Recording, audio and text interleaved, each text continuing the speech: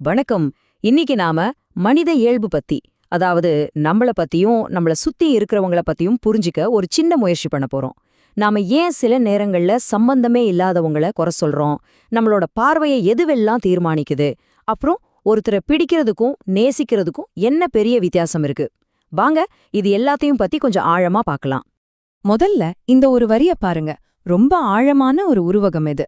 தவறாக எழுதியது பேனாலாக இருந்தாலும் எல்லோரும் காகிதத்தைத்தான் கிழித்து போடுகிறார்கள்.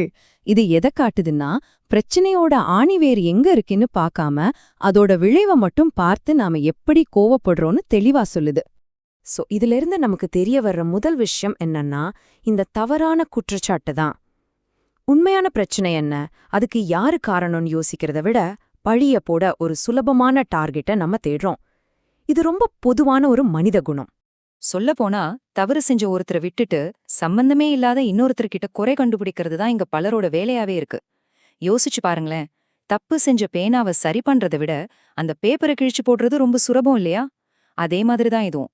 சரி, நாம ஏன் இப்படி நடந்துக்கிறோம்? இதுக்கு காரணம் என்னன்னு பார்த்தா, அது நம்மளோட சுயநலத்துல தான் ஆரம்பிக்குது.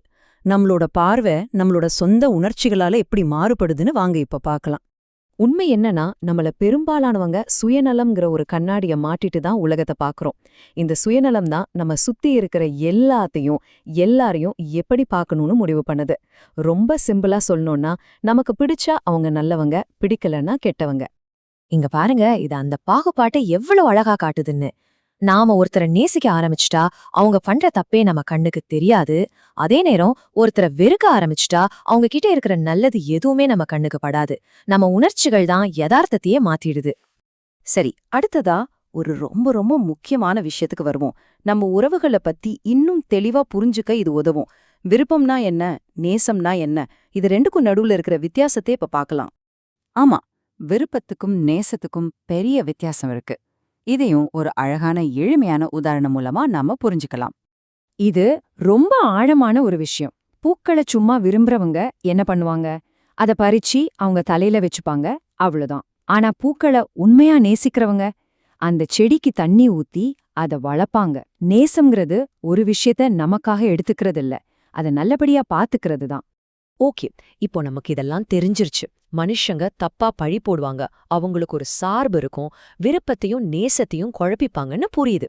இதெல்லாம் வச்சுக்கிட்டு நம்ம வாழ்க்கையை நம்ம எப்படி அமைதியா சந்தோஷமா கொண்டு போறது? நம்ம பயணத்தோட கடைசி பகுதிக்கு வந்தாச்சு.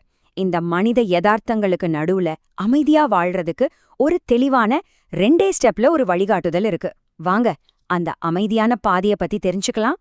இந்த அறிவுரை ரொம்ப சிம்பிள், ஆனா ரொம்ப பவர்ஃபுல். ஸ்டெப் 1, உங்களுக்கு யாரு பிடிக்குதோ அவங்க கூட சந்தோஷமா பழகுங்க.